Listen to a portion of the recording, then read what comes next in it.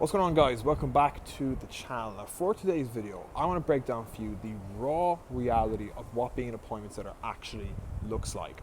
And the reason why is because there's a lot of people now that promote, for example, high ticket sales, appointment setting, this and that. And in my opinion, there's a lot of BS online, or just people giving you false expectations, right? And for this video, I want to give you guys just what the role actually entails, what the reality is, because I myself have been in the high ticket sales space now for over 2 years. I've done appointment setting. I run my own offer right now, helping people become appointment setters. So I know like what goes on. I've been in the space. I've seen all the ups and downs, what happens. So essentially, here's the raw reality. First thing is the time expectation. Can you work 2 hours a day and make like 10K a month? No, absolutely not. As an appointment setter, the best setters that make the most amount of money not only have a good skill set, but they work hard too. As an appointment setter, you will need to put in the hours. I would say on average, anywhere between like 5 to 8, maybe even 9 hours a day is what's needed to really do well in appointment setting. Now again, it all depends, for example, on the role you get, if it's part-time, full-time, the expectations, etc. But on average, appointment setters work between 4 to 8, maybe even 9 hours a day. Between that bracket is very common. And guys, when I was doing appointment setting full time for me, like I'll show some screenshots here. I worked on Airbnb, BizOp offer. My biggest month was 5K in commissions. In that month, I was working hard.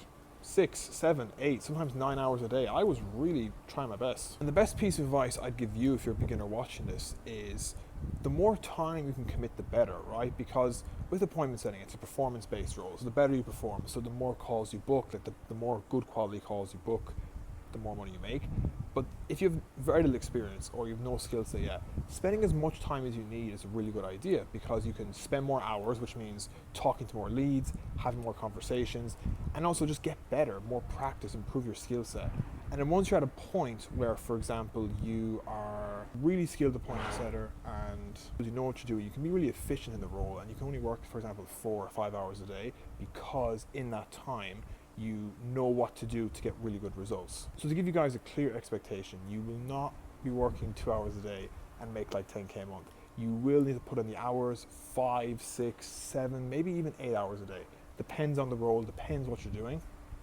But that is the reality. You will need to put in the work. It's very simple, but it's not easy. So I want you guys to just know that. Now, the second thing I want you guys to actually be aware of as well, on that point of working hard, because I went through this myself, it's very easy as an appointment setter to kind of just lose yourself in the process.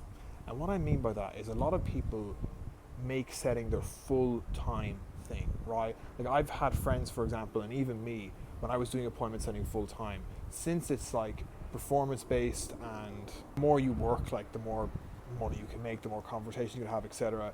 Like it's very easy to just neglect everything else in your life because it can get so time-consuming.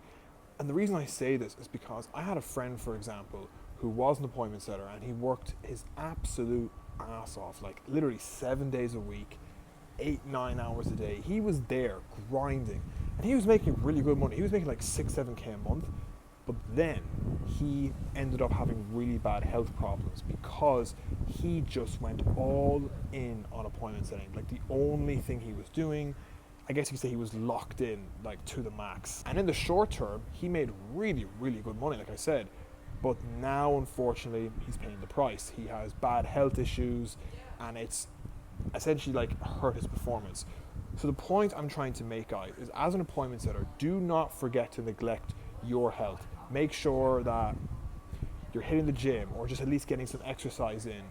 Work on yourself, making sure you have a good solid routine in there as well, because as an appointment setter, it's very easy to just work all day, and depends the role, but just work all day and only focus on appointment setting, and then everything else in your life gets neglected. Like, for example, your health, your fitness. You might even start having a bad diet because it's like easier to order instead of cooking food, for example. So if you want to be in this game for the long term, have a solid routine in place and make sure that you are taking care of yourself. So if you're in good health, good mindset, good body, just you're overall feeling good, you'll be able to stay in this game long term. Because like I burnt out, I'd say 2 or 3 times when I was a setter full time, because I neglected everything. I just where it's all in on setting, worked really hard every day, and I made good money, but again, it cost me then in the long term. So make sure you guys don't neglect yourselves. Now, another expectation I want to give you guys, as an appointment setter, if especially you're a beginner starting out, don't expect to make huge, big numbers straight away, right? Because as a beginner, you need to really develop a good skill set first, right? Really understand how to do appointment setting well. And once you do, and of course you land a good offer, then you can make the big money. But as a beginner, you're not going to be at that level just yet. So what I would suggest for you guys is whatever role you land in the beginning, really focus on becoming the best appointment setter possible. Instead of just chasing the money, chasing the outcome, focus on the inputs needed from you to actually perform really well as an appointment setter. So for example, how to actually have good conversations that turn into qualified book calls, which end up becoming closed deals, right?